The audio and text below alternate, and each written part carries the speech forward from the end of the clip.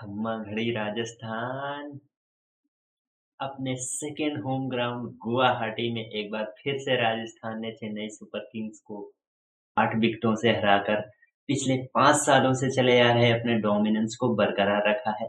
जी हाँ, पिछले 5 साल यानी 2020 से लेकर अभी जो 2026 चल रहा है, इस बीच सीएसके और राजस्थान के बीच टोटल 11 मैचों में से राजस्थान रॉयल्स ने 9 मैचों में जीत दर्ज की है। ये बहुत बड़ा डोमिनेंस है और इस डोमिनेंस को इस 8 विकेट की जीत के साथ राजस्थान ने बरकरार रखा हुआ है। जीत नहीं, ये जीत के साथ-साथ एक स्टेटमेंट भी है क्योंकि रियान पराग नए कप्तान और नए जोश के साथ, नए जुनून के साथ राजस्थान रॉयल्स एक नई ऊर्जा के साथ आगे बढ़ती दिख रही है। जब से रवींद्र जडेजा इस स्क्वाड में शामिल हुए हैं, तब से पूरी टीम में एक नई ऊर्जा, नया जोश और नयापन नज़र आ रहा है। पूरी टीम इस तरह से खेली है जैसे सीएसके को केवल हराने नहीं आई थी, बल्कि डोमिनेंस जो पिछले 5 सालों से चला आ रहा है उसको बरकरार रखना था। उसको दिखाना था कि क्यों पिछले 5 सालों से राजस्थान रॉयल्स सीएसके पर इतना हावी होती चली आ रही है। रवींद्र जडेजा जिन्होंने पिछले कई सीजन सीएसके के लिए मैच जिताए हैं, इस बार सीएसके को हराने के लिए खेल रहे थे और उन्होंने आते ही विकेटों के साथ ये जाहिर कर दिया कि वो आज भी दुनिया के नंबर 1 ऑलराउंडर हैं और ये डोमिनेंस ज़ाहिर-सी बात है, बहुत ही अच्छा परफॉर्मेंस आ रहा है। अभी कुछ टाइम से रिसेंटली ऐसा है 2-3 सीज़न पिछले कि एक पैटर्न सा बनता जा रहा है, टॉस जीतो, फील्डिंग करो और फील्डिंग करने के बाद चेज़ करना थोड़ा-सा ईज़ी हो जाता है। एक सबसे बड़ा फैक्टर है कि ड्यू आती है, लेकिन अगर ड्यू नहीं भी होती है तब भी चेज़ करना ज़्यादा टीमें सोचती हैं, क्योंकि थोड़ा-सा ईज़ी हो जाता है, कैलकुलेशन भी ईज़ी रहता है। इसलिए टॉस जीत कर पहले फील्डिंग करना काफ़ी इम्पोर्टेंट डिसीज़न होता है। तो अभी तक के इस आईपीएल में 3 मैच हुए हैं जिनमें से एक पैटर्न सा रिपीट होता रहा है बार-बार कि जो भी कैप्टन टॉस जीतता है पहले फील्डिंग करता है। पहली पारी की बात की जाए तो रियान पराग जो नए कप्तान हैं राजस्थान रॉयल्स के, उन्होंने टॉस जीता, अपने होम ग्राउंड पे मैच खेल रहे हैं, गुवाहाटी में उनका स्टेट भी है और इसीलिए शायद राजस्थान ने उस स्टेडियम को एक्वायर किया है कि होम ग्राउंड बनाने की कोशिश कर रहे हैं, जिस तरह से कैप्टन का स्टेट है और इसी तरह से राजस्थान ने भी अपने शुरुआती 2 मैचों में अपने गुवाहाटी स्टेडियम को अपना घर बनाया है और रेयान पराग वहीं से बिलॉन्ग करते हैं तो उस स्टेडियम को अच्छे से जानते हैं। पिच बैटिंग के लिए उतनी अच्छी थी नहीं, जैसे कि पिछले 2 मैचों में रही है, हाई स्कोरिंग मैच हुए हैं, लेकिन इस बार शायद चेन्नई के बैट्समैन पिच को रीड करने में या कैलकुलेशन करने में थोड़ा-सा चूक गए क्योंकि वो भी यही चाहते थे कि जिस तरह से पिछले मैच हुए हैं और उन मैचों में 2-2 रन का टारगेट दोनों ही टीमें फर्स्ट इनिंग के बाद डालती आई हैं, तो चेन्नई की भी यही सोच थी कि कम से कम 180 या 90 तक पहुँचा जाए और इसी चक्कर में उनके बल्लेबाज जो थे, स्टार्टिंग से ही विकेट जा रहे थे लेकिन मारना नहीं बंद कर रहे थे। शायद इसी गलती की वजह से ऐसा हुआ है कि 150 रन भी नहीं पहुँचे हैं चेन्नई के बल्लेबाज। शुरुआत होती है तो सबसे पहले संजू सैमसन और ऋतुराज गायकवाड़ बल्लेबाजी करने आते हैं और जिस तरह से संजू सैमसन की कमजोरी वर्ल्ड कप में भी रही है, हालांकि उन्होंने वर्ल्ड कप में बहुत अच्छी बैटिंग की है। नांद्रे बर्गर की गेंद पर पहले भी स्ट्रगल कर रहे थे, हालांकि बर्गर उन्हें इन स्विंग डालने की कोशिश कर रहे थे क्योंकि अंदर लाने के लिए पैड पे डालने की कोशिश कर रहे थे, लेकिन एक ऐसी बॉल थी जो कैलकुलेशन के हिसाब से तो अंदर आनी चाहिए थी, सीम पोजीशन भी सेम थी, लेकिन वो बाउंस करने के बाद स्किड हो गई और स्किड होने के बाद सीधे निकल गई और विकेट पे लग गई, उनका ऑफ स्टंप निकल गया और उस एक्सेप्ट नहीं कर रहे थे संजू सैमसन की शायद बॉल पड़ने के बाद इतना बाहर जाएगी, लेकिन जिस तरह से वो गेंद बाहर निकली है नांद्रे बर्गर की भी तारीफ करनी होगी।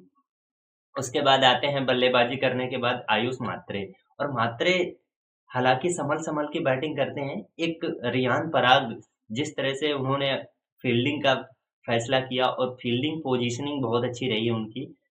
ऋतुराज गायकवाड़ और संजू सैमसन के लिए उन्होंने क्या किया, फील्ड सेटअप अच्छा रखा और बॉलर्स को बोल दिया कि आप बॉलर जितने भी बॉल डालने वाले हैं सारी बॉल आगे डालें, क्योंकि संजू सैमसन की ये खासियत है कि वो शॉर्ट बॉल का इंतजार करते हैं। वर्ल्ड कप में भी ऐसा देखा गया है कि शॉर्ट बॉल पे वो बहुत अच्छे शॉट मारते हैं, लेकिन इस बार राजस्थान के बॉलर्स पूरी तैयारी के साथ आए थे। हालांकि उन्हें जानते भी हैं, पिछले कई सीजन्स के साथ संजू सैमसन राजस्थान का हिस्सा थे और नेट पे काफी बॉलिंग भी की है, तो रियान पराग ने और पूरी टीम ने मिलकर बहुत अच्छी प्लानिंग की। फील्डिंग कोच का भी उसमें बहुत बड़ा हाथ है।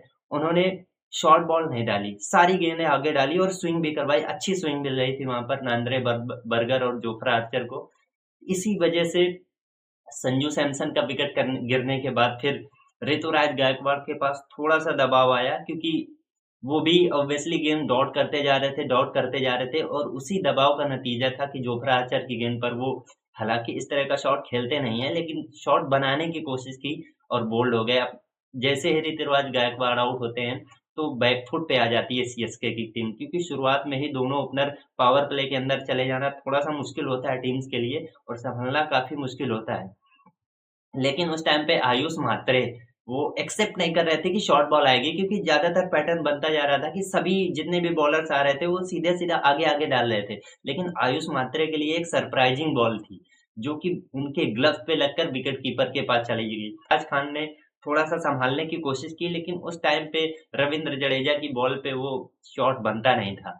सबसे सरप्राइजिंग चीज थी शिवम दुबे, जिस तरह से वो बल्लेबाजी करने आए और सीएसके जिस पोजीशन पे खड़ी थी, उनको वो शॉट नहीं मारना चाहिए था, क्योंकि उन्हें उस टाइम पे टीम की जो सिचुएशन थी उसको देखकर खेलना बहुत जरूरी है। और टीम की सिचुएशन तो यही कहती थी कि आप संभलें और पारी को थोड़ा सा पार्टनरशिप बिल्ड करें। लेकिन शिवम दुबे जिस तरह से रविंद्र जडेजा की पहली बॉल पर सिक्स मारते हैं, वो थोड़ा सा दिखाता था कि वो क्या प्लानिंग करके आए हैं। हालांकि उस टाइम पे वो प्लानिंग सही नहीं थी, लेकिन प्लानिंग उनकी थॉट प्रोसेस बिल्कुल क्लियर क्लियर था कि इस बॉल पे उनको मारना ही है। और जैसे ही शिवम दुबे आउट होते हैं, पूरी टीम, उनकी जो कोर थी वो बिल्कुल से बिखर जाती है। हालांकि लास्ट तक जेमी वार्टन ने टीम को संभाले रखा, लड़ते गए लड़ते रहे, एक छोर से विकेट जा रहे थे, लेकिन वो टीम को कम से कम 100 रन पार ले तो गए। अगर 100 रन के अंदर ही आउट हो जाती तो सीएसके की रिपोर्टेशन बहुत हर्ट करती है। हालांकि उनके लिए ये मैच उतना परफेक्ट नहीं था, क्योंकि पहली बार ऐसा हो रहा है सीएसके की हिस्ट्री में कि सुरेश रैना और एम एस धोनी एक साथ एक मैच ना खेल रहे हों। ऐसा बहुत कभी हुआ ही नहीं, पहली बार ऐसा हो रहा था। और एम एस धोनी की कमी बिल्कुल खली है, क्योंकि सीएसके की टीम की कोई प्लानिंग प्लानिंग नजर ही नहीं आ रही थी। पावर प्ले में ही उनके इतने बल्लेबाज आउट होते जा रहे थे, रन भी नहीं बन रहे थे। और ऐसे जेमी वार्टन अब आखिरी ओवर में कुछ बड़े शॉट मारना चाहते थे, इसलिए 2 रन लेने के प्रयास में रन आउट होते हैं। और इस तरह से लास्ट ओवर में सीएसके की पूरी टीम टोटल 127 रनों पर ऑल आउट हो जाती है। अगर रन चेज की बात करें तो कुछ 128 रनों की जरूरत थी 120 बॉल्स में। लेकिन राजस्थान रॉयल्स केवल मैच जीतने नहीं आई थी, कुछ अलग प्लान करके आई थी। शुरू में आते ही वैभव सूर्यवंशी, 15 साल के वैभव सूर्यवंशी हमला बोल देते हैं सीएसके पर, और इस तरह से धुनाई करते जाते हैं, इतना मारते हैं, धागा ही खोल देते हैं। जिस तरह से वो बल्लेबाजी कर रहे थे, ऐसा लग ही नहीं रहा था कि राजस्थान रॉयल्स इस 128 रनों को चेज 127 रनों के टोटल को चेज कर रही है। वो ऐसा लग रहा था कि पूरे जोर के साथ हमला बोलने की कोशिश चल रही थी। और ये किया भी, जिस तरह से उन्होंने 128 रनों को 13वें ओवर में ही चेज कर दिया। वैभव सूर्यवंशी अपनी 50 15 बॉल पे पूरी करते हैं, जो कि सबसे तेज है उनके कैरियर की। और इस तरह से बल्लेबाजी करने का हौसला उनमें इतनी कम उम्र में है, तो इनका जो फ्यूचर होगा बहुत ब्राइट होने वाला है। ये दिखाता है कि मैनेजमेंट और पूरी टीम ने किस तरह से उनका हौसला बढ़ाया है, किस तरह से उनको खुली छूट दे दी है। और इससे पोस्ट मैच में उनसे पूछा भी गया था कि आपका थॉट प्रोसेस क्या था, क्या सोच रहे थे आप? तो उन्होंने जवाब दिया कि मैं ज़्यादा कुछ सोच नहीं रहा था। टीम ने बोला कि आप जैसा खेलते हो वैसे ही खेलो, आपके ऊपर कोई प्रेशर नहीं है। और वैभव सूर्यवंशी ने वही किया। आते ही वो अपने शॉट मार रहे थे, उनको टारगेट से कोई लेना देना नहीं था, वो केवल बॉल देख रहे थे और हिट कर रहे थे। ऐसा लग ही नहीं रहा था कि इतना छोटा टोटल टारगेट करने जा रहे हैं। उनको नेट रन रेट के बारे में भी अवेयरनेस थी। ये उनके बर्थडे का एक गिफ्ट भी था, क्योंकि 2 दिन पहले ही उनका बर्थडे था। और 15 साल के हो गए हैं वैभव सूर्यवंशी। वो शॉट मारने के चक्कर में कवर्स के ऊपर से शॉट खेलना चाहते थे, और वहां पर सरफराज खान ने बहुत ही अच्छा डाइविंग कैच पकड़ा और इस तरह से वैभव सूर्यवंशी की पारी वहीं पर समाप्त होती है। उसके बाद बल्लेबाजी करने आते हैं ध्रुव जुरैल, और ध्रुव जुरैल कुछ ऐसा सोच के आए थे कि जो वैभव सूर्यवंशी कर रहे थे वही उनको भी करना है, क्योंकि राजस्थान की टीम ये जानती थी कि अब यहाँ से टोटल उनके पकड़ में है, मैच पकड़ में है, लेकिन वो नेट रन रेट के बारे में भी सोच रहे थे। तो ध्रुव जुरैल जो आज कुछ अलग ही प्लान करके आए थे, और वो यही सोच रहे थे कि नहीं, टीम तो वैसे भी जीत रही है, नेट रन रेट को फोकस करते हैं, और नेट रन रेट को सुधारने के चक्कर में वो अपना विकेट जल्दी एक लैप शॉट मारने जाते हैं और अपना विकेट वहीं पर गंवा देते हैं। उसके बाद बल्लेबाजी करने आते हैं रियान पराग, जो कि यशस्वी के साथ मिलकर मैच को फिनिश कर देते हैं। अब यहाँ पर बात की जाएगी यशस्वी जायसवाल की, कि वो जिस तरह से खेल रहे थे, पहला मैच याद आता है बेंगलुरु में जिस तरह से टारगेट को चेज़ कर रहे थे आरसीबी हैदराबाद के खिलाफ पड्डीकल, और वो पड्डीकल क्या कर रहे थे? एग्ज़ैक्टली वही काम जो वैभव सूर्यवंशी आज के मैच में कर रहे थे। उनका साथ कौन दे रहा था? विराट कोहली। विराट कोहली तब तक नहीं मारे जब तक देवदत्त पड्डीकल क्रीज पर टिके रहे। विराट कोहली का काम बिल्कुल सिंपल था कि देवदत्त पड्डीकल हिटिंग कर रहे हैं, उनको स्ट्राइक में लाना।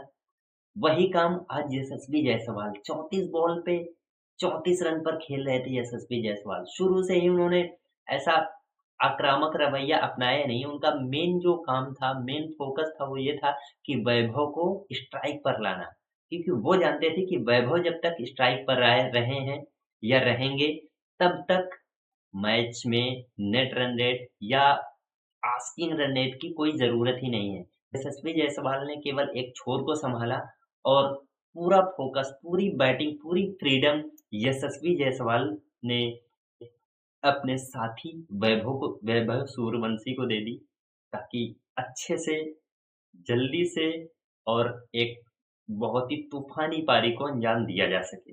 राजस्थान वेल डन, बहुत अच्छी बल्लेबाजी, बहुत अच्छी बॉलिंग, और बस इतना ही था इस मैच में, ज़्यादा कुछ था नहीं मैच में। ये मैच पिछले 2 मैचों से बिल्कुल अलग था, ये पिच भी अलग था। Stay tuned. अगर आपको वीडियो अच्छी लगी है तो प्लीज़ चैनल को सब्सक्राइब करें, वीडियो को लाइक करें। अगर आप फेसबुक पर देख रहे हैं तो पेज को फॉलो करना मत भूलें। Thank you so much.